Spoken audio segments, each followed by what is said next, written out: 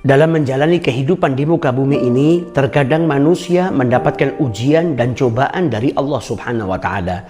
Sebagaimana Allah Subhanahu wa Ta'ala berfirman dalam Al-Quran, وَلَنَبْلُوَنَّكُمْ بِشَيْءٍ مِّنَ الْخَوْفِ وَالْجُوعِ وَنَقْصٍ مِّنَ الْأَمْوَالِ وَالْأَنْفُسِ وَالثَّمَرَاتِ. Dan sungguh kami akan berikan cobaan kepadamu dengan sedikit rasa takut, kelaparan, kekurangan harta, jiwa dan buah-buahan. Wabasyiris sabirin, dan berikanlah kabar gembira kepada mereka yang bersabar. Alladzina idza asabathum musibatun, mereka yang jikalau tertimpa sebuah musibah berkata inna lillahi wa inna ilaihi raji'un. Ulaika alaihim salawatu min rabbihim wa rahmah. Mereka yang jikalau tertimpa musibah bersabar akan mendapatkan maghfirah dari Allah Subhanahu wa Ta'ala dan rahmat dari Allah Subhanahu wa Ta'ala.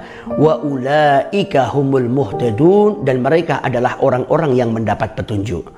Nabi SAW bersabda dalam hadisnya, man yuridillahu bihi khaira yusib minhu. Barang siapa dikehendaki oleh Allah Subhanahu wa Ta'ala mendapat kebaikan, maka dia akan diuji. Bahkan para nabi dan para rasul, mereka juga mendapatkan ujian dari Allah Subhanahu wa Ta'ala. Justru mereka adalah orang-orang yang paling berat, paling besar mendapatkan ujian dari Allah Subhanahu wa Ta'ala. Sebagaimana sabda Rasul sallallahu alaihi wasallam, bahwasanya manusia yang paling besar mendapat ujian dari Allah Subhanahu wa Ta'ala adalah para nabi. Kemudian orang-orang yang derajatnya setelah para nabi, dan kemudian orang-orang yang derajatnya setelahnya. Lihat bagaimana Nabi Ibrahim alaihissalatu wassalam yang mendapatkan ujian berat dari Allah Subhanahu wa Ta'ala diperintahkan untuk menyembelih putranya. Bagaimana dengan ujian Nabi Allah Ayyub alaihissalatu wassalam yang sakit dalam waktu yang cukup lama. Dan juga bagaimana ujian yang dialami oleh manusia yang paling mulia di muka bumi ini, yaitu junjungan Nabi besar kita Muhammad sallallahu alaihi wasallam. Beliau lahir dalam keadaan yatim. Di usianya yang masih kecil kehilangan ibunya. Kemudian di usia yang masih kecil pula kehilangan kakeknya.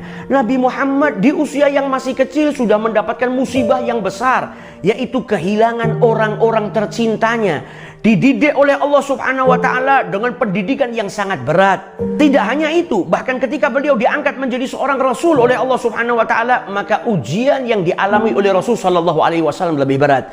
Beliau dimusuhin oleh kaumnya, beliau dicaci, dimaki, disakiti. Bahkan setelah menjadi nabi pun, beliau masih diuji oleh Allah Subhanahu wa Ta'ala dengan kehilangan orang-orang tercintanya. Sayyidah Khadijah wafat dan Nabi Muhammad masih hidup.